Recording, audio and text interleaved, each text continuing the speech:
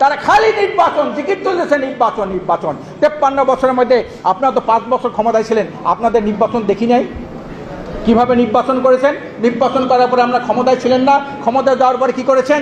বাংলাদেশের দুর্নীতিতে 5 বার বিশ্ব চ্যাম্পিয়ন আপনারা বানিয়েছেন না? এখন আবার আপনারা কি করেছেন? আপনাদের সেই 5ই আগস্টের পরে যে আপনাদের গ্রহণযোগ্যতা ছিল মানুষের, এখন কি তা আছে? আজকে তলানিতে থেকে গেছে।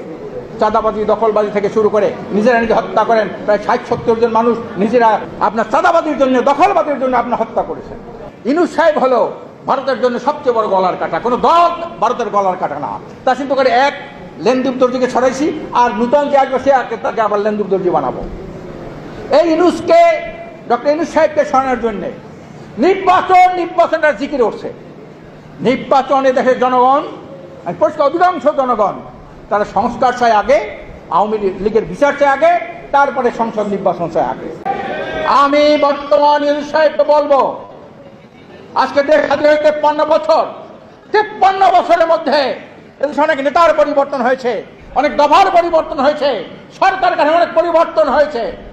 এদেশের মানুষ সংসদীয় পদ্ধতি সরকার দেখেছে, প্রেসিডেন্সিয়াল পদ্ধতি সরকার দেখেছে, সামরিক সরকার দেখেছে, তত্ত্বাবধায়ক সরকার দেখেছে, অন্তর্বর্তীকালীন সরকার দেখেছে। এত কিছু দেখার পরেও দেশ ও জাতি তথা মানবতার ভাগ্যের কোনো পরিবর্তন হয় নাই, মানুষের অধিকার প্রতিষ্ঠিত হয় নাই। কেন হয় নাই? আমি ডক্টর ইউনূস সাহেবকে বলতে চাই, আপনার মতো 10 গুণ যোগ্যতা সম্পন্ন লোক যদি বাংলাদেশে ক্ষমতায় বসে, এই দেশের সুশাসন, ন্যায় বিচার, মানবাধিকার রক্ষা, ভোটাধিকার, ধর্ষণ, ছিনতাই, চাঁদাবাজি কোনোদিন আপনি বন্ধ করতে পারবেন না। যতদিন পর্যন্ত এই ব্রিটিশের মাত্র মানবাধিকারী সর্বকালের সর্বশ্রেষ্ঠ আইন যেটা হলো ইসলামী শরিয়া আইন, এই শরিয়া আইন যতদিন পর্যন্ত এই জমিনে বাস্তবায়ন না হবে, ব্রিটিশের পাশ্চাত্য, আমেরিকার, ভারতের আইনের মাধ্যমে আপনি মানবাধিকার রক্ষা করতে পারবেন না। আপনি দুর্নীতি দুঃশাসন বন্ধ করতে পারবেন না, চুরি ডাকাতি বন্ধ করতে পারবেন না।